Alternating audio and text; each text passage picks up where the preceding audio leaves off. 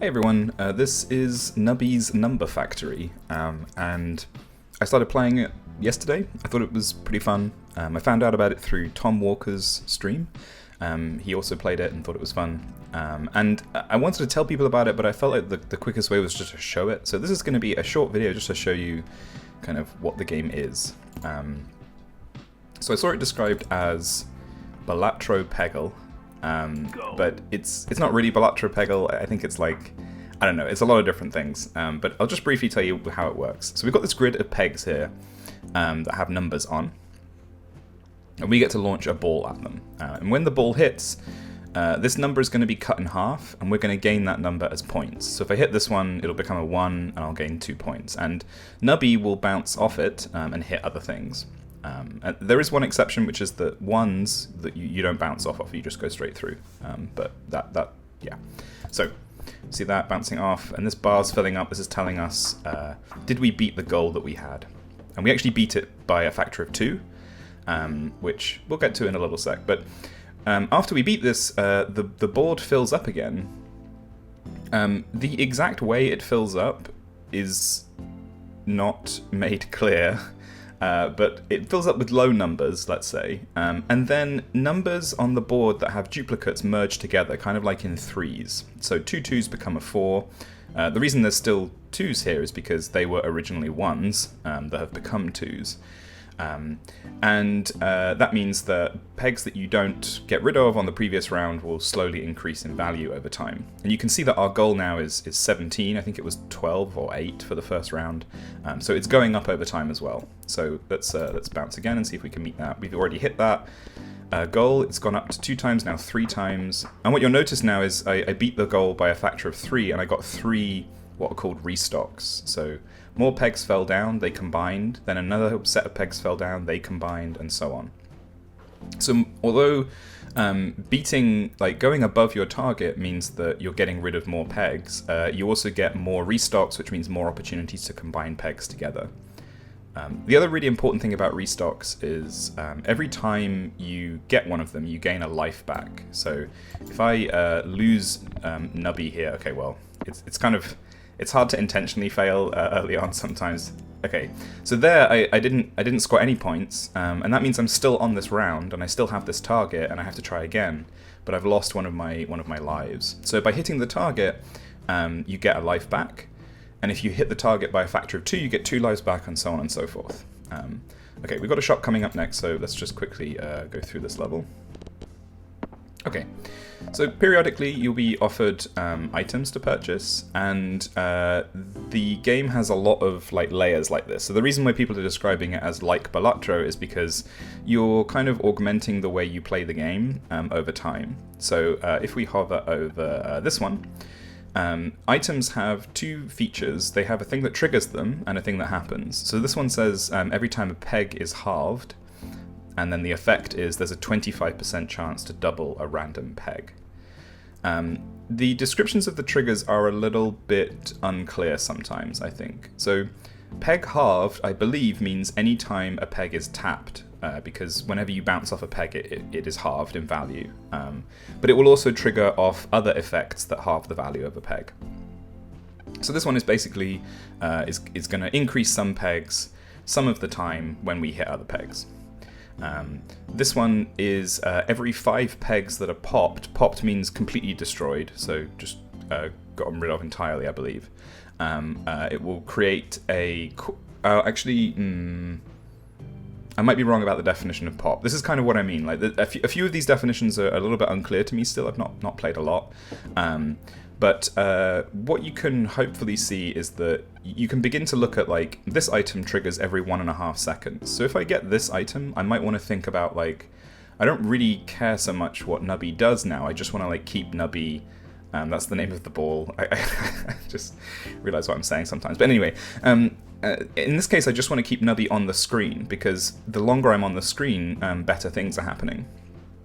Whereas this one, which I actually really like later on in the game, this one gives you points equal to the number of times you bounce. So when you bounce once, you gain a point. Then the second time you bounce that round, you gain 2 points. So again, if we're getting lots of bounces and Nubby is kept, pinging around, we get a lot of points. So different things favor different kind of approaches. And there's sort of like other things going on here. So I can re-roll, I can buy new item slots. I can freeze an item to go and get it later.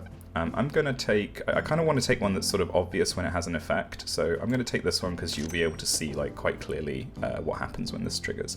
And I can move these items around and we'll see why I would want to do that later.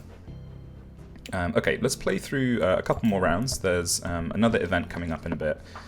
Okay, so that was fine. I just restocked once. I didn't get anything amazing. You also saw that the monstrosity here spawned an orb. It was only on screen for a little bit.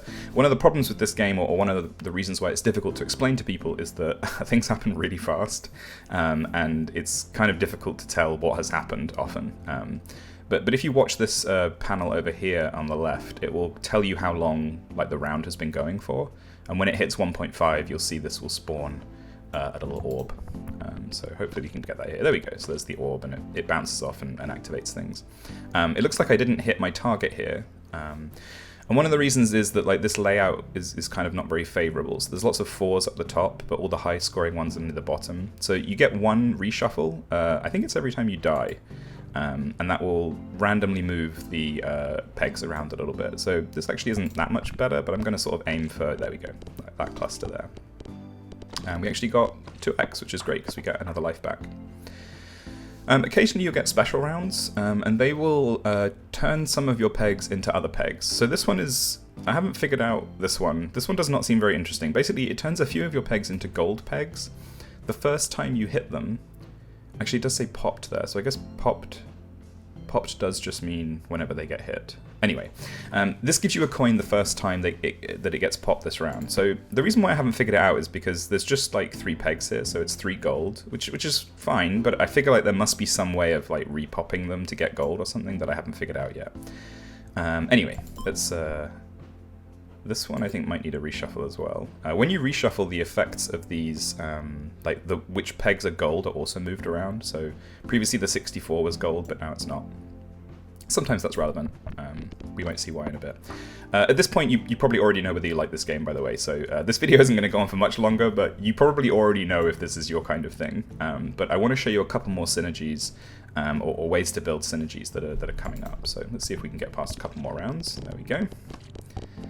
That's great, we've got a 2x, that'll get some of our lives back. So occasionally we'll just get given something. This is a choice between 2 things, and these are more like, what are they like? They're more like relics, I guess, in Slay the Spire. These are permanent changes, they don't take up an item slot, and they normally have much more powerful effects. So this one on the left I can already tell you I'm probably going to get. I can't remember what the one on the right is. So every time 10 pegs are popped, the leftmost item in your inventory is force triggered. So the word force trigger is really important in this game, because these items have their own triggers, but there are lots of ways to force them to activate regardless of their trigger, which means you get some items that will only trigger like when you die, but you can have them activate more often. So this one, every 3 seconds it force triggers all your items, and in my experience this is very powerful. This one is also good because it force triggers the item much more often. But losing 5% of your points, I've found, actually makes the scaling of the game a lot harder. You can see we can also skip it for 4 gold, but I'm going to take this one. It's pretty great. And then hopefully we can now see if this timer reaches 3. It didn't quite. I mean, it did, but not long enough for us to actually see it. Let me see if I can just sort of show some kind of ways that this becomes sort of interestingly synergistic, hopefully. So some of these items are kind of interesting because they're designed to be fired very often, so I can't really demonstrate what I wanted with this. This one's actually pretty good. So this one should only fire when we pass the round goal. So this is when we score enough points to pass the round here. And it summons like a dagger that hits something, and the peg that it hits gets activated 10 times, which is really powerful. But we can also just make that happen multiple times as long as Nubby stays on the screen for long enough. So let's see if we can get one of that happening. Immediately fell off the screen, just without even thinking. Oh no, am I gonna... Is the run gonna end here? This is very embarrassing. I bet it does.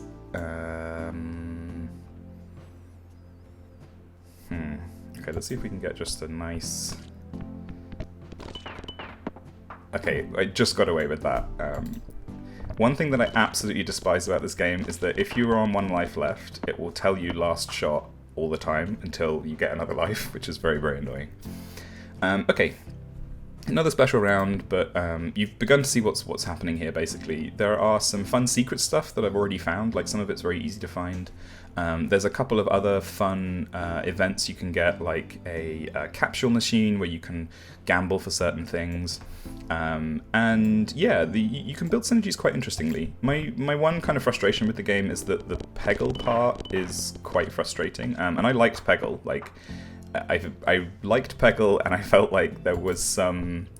Maybe strategy is the wrong word, but there was some like thinking about where you fired the balls and stuff, and this one doesn't feel it has as much of that because the physics of Nubby and the spacing and size of the pegs and that is just a lot harder to use. But that's okay because honestly it probably puts the focus more on like the items you're getting and sort of a light bit of strategy of like which area you're going to go for first. It probably de-emphasizes sort of the precision aspect, which is probably a good thing.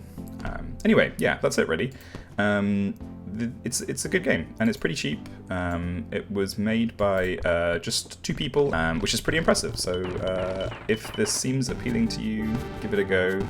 I should mention when you lose the sun explodes. I didn't really go into that, but the tutorial covers it, so you'll have the idea. But yeah, it's a good game.